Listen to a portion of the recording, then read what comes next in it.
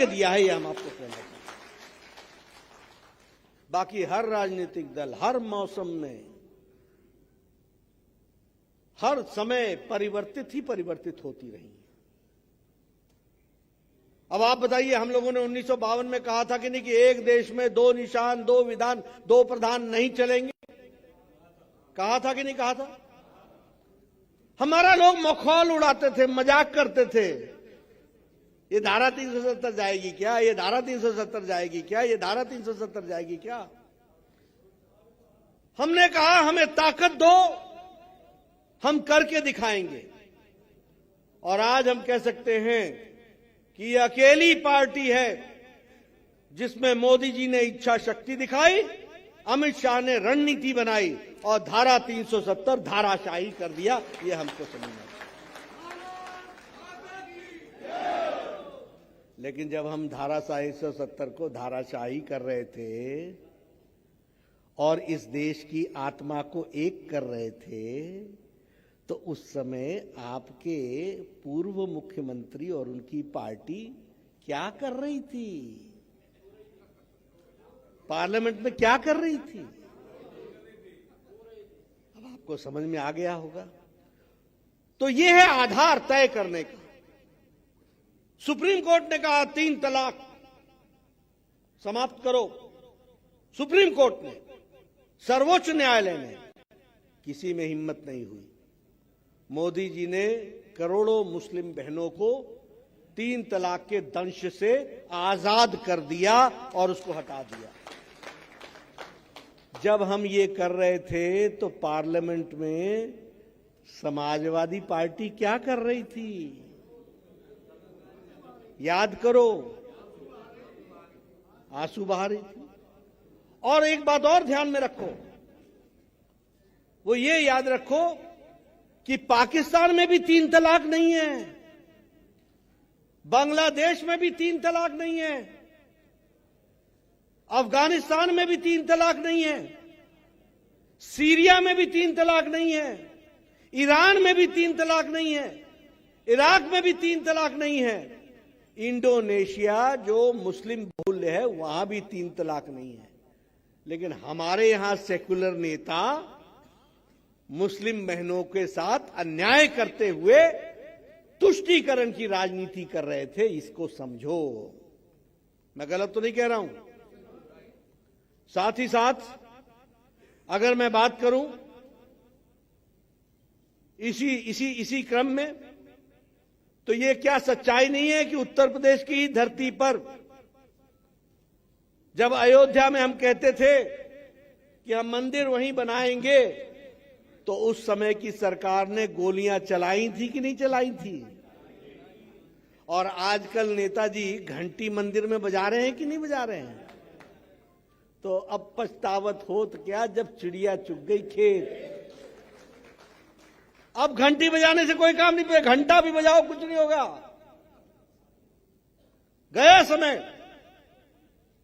देश के लोग समझ चुके हैं कि कौन हाथी के दांत है, किसके हाथी के दांत है और किसके हाथी के दांत खाने के कौन है और दिखाने के कौन है। यह परिस्थिति आकर के खड़ी हुई है। इसलिए मित्रों, हर दृष्टि से आधार को पहचानने की जरूरत है, उसको समझना चाहिए। आजकल मुझे बहुत खुशी होती है कि ये सारे नेता आजकल विकास की बात करने लग गए हैं। विकास। इससे पहले क्या करते थे? ये इतनी जाति है, ये इतनी जाति है, इसको ऐसे जोड़ लो, इसको ऐसे तोड़ लो, इतने धर्म वाले को ऐसे बना लो, उसको। यही राजनीति करते थे कि नहीं करते थे? कभी इन्होंने विकास की बात की? कभी इन्होंने विकास को आगे रखा? अगर इनका विकास का मतलब था तो विकास अपने परिवार का, विकास का अर्थ इनका था तो अपने लोगों को एमएलए बनाओ, एमपी बनाओ, एक एक घर से 50-50 एमएलए, जिला परिषद सदस्य, चेयरमैन सारे थे कि नहीं थे और हैं कि नहीं हैं? यही इनका विकास का मॉडल था। बाकी विकास का मॉडल क्या था? चुनाव जिता दो, सपा आएगी तो फलाने जाति का राज होगा, बसपा आएगी तो फलाने का राज होगा। यही था कि नहीं था? और आजकल ये बेरोजगार हो गए हैं। क्या कहते हैं? अगर इनकी सरकार आती थी क्या होता था? थाना तुम्हारा, फलाने नेता का थाना हो गया, फलाने नेता का जिला हो गया, फलाने नेता की तहसील हो गई। हां या ना? यही था कि नहीं था? और जब से योगी जी की सरकार आई, सबका साथ, सबका विकास, सबका विश्वास, सबका प्रयास। बोलो, माफिया राज था कि नहीं था? पहले था कि नहीं था? बहू बेटियां असुरक्षित थी कि नहीं थी? आज सुरक्षित है कि नहीं है? आगे रखना है कि नहीं रखना है? आप बताइए, लोग पलायन कर रहे थे कि नहीं कर रहे थे? आप बताइए, खनन माफिया था कि नहीं था? आप बताइए, रेत माफिया था कि नहीं था? आप बताइए, अपहरण उद्योग था कि नहीं था? ये इनका पतीत है। तो आगे भविष्य में क्या होगा? वही होगा जो पुराना जो काम है उसको हमको समझना चाहिए। अभी मैं उनसे कह रहा था, इनका चुनाव बड़ा जोरदार है। आधे जेल से लड़ रहे हैं, आधे बेल पर लड़ रहे हैं। और ये इनकी दोस्ती टूटती नहीं है। और ये बड़ी, देखिए, ये बड़ी गहरी दोस्ती होती है। तुम जेल के अंदर निभाओ, हम बाहर निभाते हैं। ये इनका हाल है। क्या कारण है? क्या मजबूरी है?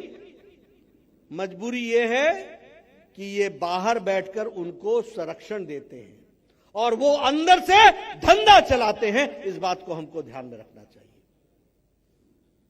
कोई जेल में, कोई बेल पर टिकट देने में कोई दिक्कत नहीं। ये लड़ेंगे, यही इनके असल साथी हैं। इसको हमको समझना चाहिए और ध्यान में लेकर के हमको आगे बढ़ना चाहिए। आप बताइए, इन्होंने कट्टरपंथियों को प्रोटेक्शन दिया कि नहीं दिया? दिया कि नहीं दिया? आप बताइए, इन्होंने जो गुंडागर्दी करते हैं उनको प्रोटेक्शन दिया कि नहीं दिया? उपद्रवियों को प्रोटेक्शन दिया कि नहीं दिया? इनके राज में वो दंदनाते थे कि नहीं थे? और इनके राज में उनको एसएचओ सलाम करता था कि नहीं करता था? और आजकल योगी जी के राज में तड़ी पार है कि नहीं है? उत्तर प्रदेश से बाहर है कि नहीं है? और नहीं तो आकर के थाने में सरेंडर कर रहे हैं। ये हमको समझना है, इसको ध्यान रखना है। क्या ये सच्चाई नहीं है कि 300 दंगे हुए हैं उत्तर प्रदेश में? अखिलेश जी के राज में 300 दंगे, और योगी जी के राज में एक भी दंगा नहीं हुआ। हिम्मत नहीं है किसी की। ये कानून व्यवस्था बना करके दी है कि नहीं दी है? और इसको रखना है कि नहीं रखना है? और अगर इसको रखना है तो कमल के निशान को हमको ध्यान में रखना है।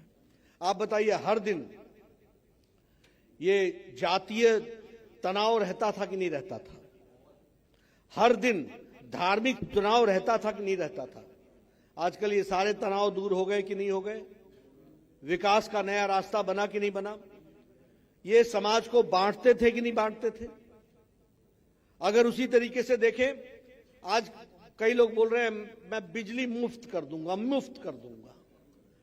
अरे, अपने जमाने में जब उस समय मोदी जी ने कहा था कि 56 इंच का सीना चाहिए, तो खिल्ली उड़ाने का काम किया था।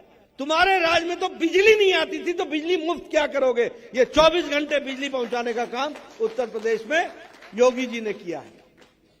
सब्ज बाग दिखा रहे हो, बिजली मुफ्त करेंगे। अरे, बिजली लाते तब ना मुफ्त करोगे। तुम्हारे जमाने में तो जो हुआ है वो हम सबको मालूम है। कानून राज और गुंडा राज के बारे में तो मैंने बताया ही।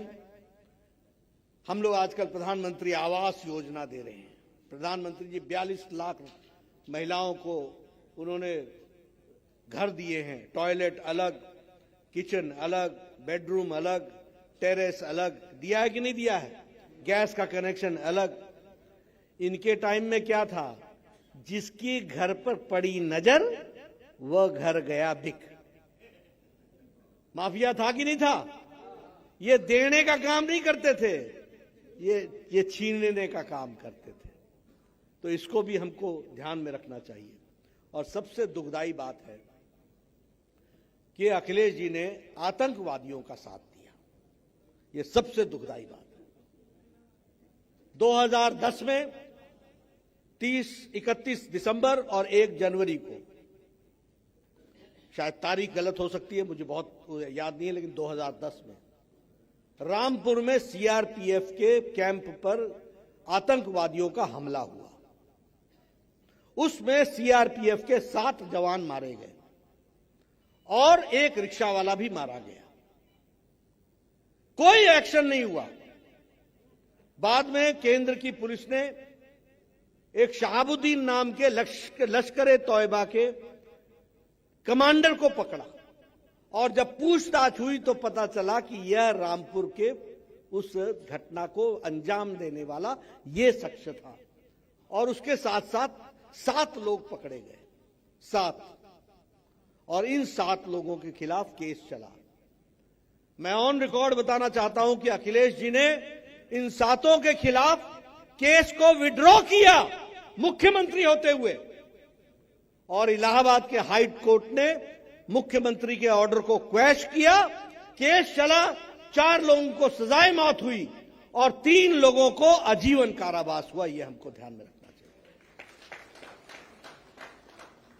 अब एक मुख्यमंत्री शपथ क्या लेता है? मैं ईश्वर की शपथ लेता हूं कि मैं भारत के संविधान को अक्षुण्ण रखूंगा,